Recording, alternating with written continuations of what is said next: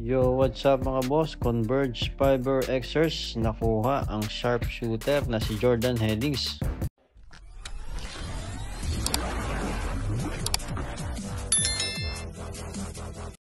Makakapaglaro na sa PBA ang Phil-Australia na si Jordan Heading, ngunit hindi ito sa team ng Terra Firma Jeep na nag-drop sa kanya, kundi sa Converge Fiber Xers. Nakuha ng Converge Fiber Xers ang sharpshooter na si Jordan Headings, ang number 1 overall pick ng season 47 Gilas Special Drop.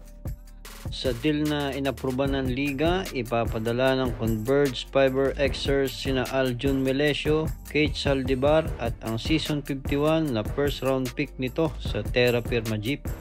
Mula nang madrop noong 2020 si Jordan Heading ay hindi pa nakakatapak ang dating Gilas Pilipinas guard sa hardcourt ng PBA para sa Terra Firma. Sa halip naglaro si Heading para sa Strong Group Athletics, Taichung Wagorsan sa Taiwan at Nagasaki Belka sa Japan. Kaya sa pagbubukas ng Season 49 Commissioner Cup ay kaabang-abang ang Converge Fiber Xers dahil maglalaro dito si Jordan Heading at ang number 1 pick na si Justin Baltasar.